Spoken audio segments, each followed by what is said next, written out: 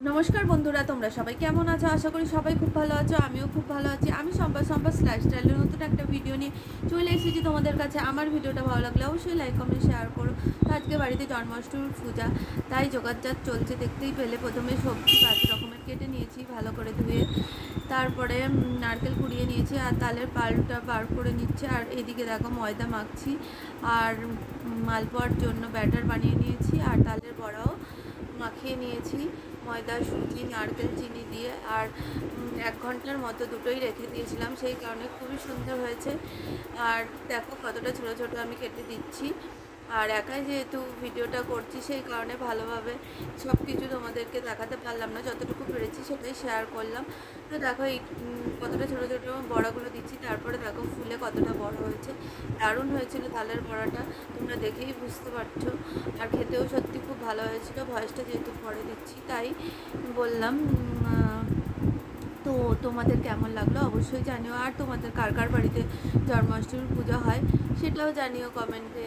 তো একে একে তালের বড়াগুলো ভেজে নিচ্ছিলাম, আর আগেই মালপোয়া আর লুচিটা ভাজা হয়ে গিয়েছে। আর বিনস আর আলুটা ভেজে নিয়েছি, তারপর দেখো পটল ভাজা বসিয়ে নিয়েছি।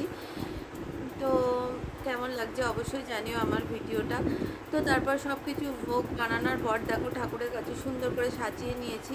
আর সাজানোর পর সকলেই জানো শ্রীকৃষ্ণের ভোগে তুলসী পাতা অবশ্যই লাগে, সেই কারণে সব কিছু ভোগের মধ্যে একটা করে তুলসী পাতা দিয়ে দিচ্ছিলাম আর সুন্দর করে সাজিয়ে নিয়েছি।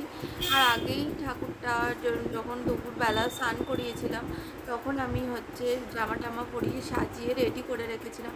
একা হাতে যেহেতু সব কিছু করছি, একসাথে সব কিছু করা সম্ভব নয়, সেই কারণে আমি দুপুরে ঠিক না, বিকাল হয়ে গিয়েছিল স্নান করিয়ে জল দিতে ঠাকুরকে।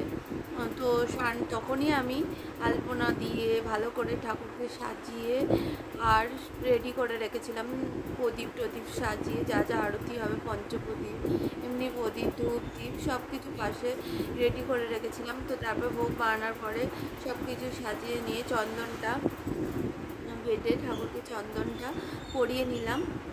তো তারপরে দেখো তেমন তো মন্ত্র আমার জানা নেই, তো একটা আমার বই আছে জন্মাষ্টমী, তো সেখান থেকে প্রণাম মন্ত্রটা বলে আর শ্রীকৃষ্ণের না শ্রীকৃষ্ণ ঠাকুর যেটুকু মানে আমি জানি সেটুকু সেইভাবেই আমি পুজো করে নিলাম। তারপরে দেখো আরতি করছি,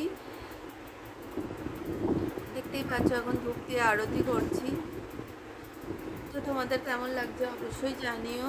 তো আমি এইভাবেই পূজা করে নিয়েছি জন্মাষ্টমীর দিন। আর পূজা করতে প্রায় অনেকটা রাত্রির হয়ে গিয়েছিল, এতগুলো ভোগ একা হাতে বানাতে। প্রায় আমি একটার সময়, রাত 1টা মানে 12টার পর 1টার সময় আমি পূজায় বসেছি আর রাত 2টো অবধি পূজা করেছি। সবাই প্রায় ঘুমিয়েই পড়েছে। তো এই পূজা রাত্রেই হয় 12টার পরে।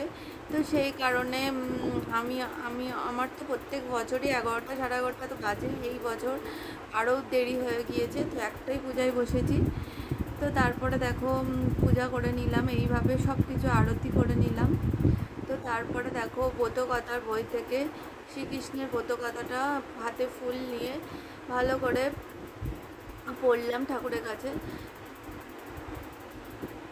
তো এইভাবেই আমি পূজা করলাম। তো তোমাদের কেমন লাগলো আমার ভিডিওটা অবশ্যই জানিও।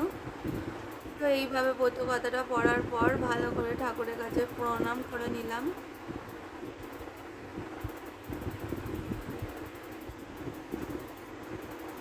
তো প্রণাম করে আমার পুজো সম্পন্ন হলো। আমার ভিডিওটা এই পর্যন্ত, আমার অন্য ভিডিও তোমাদের সাথে দেখা হচ্ছে। টাটা।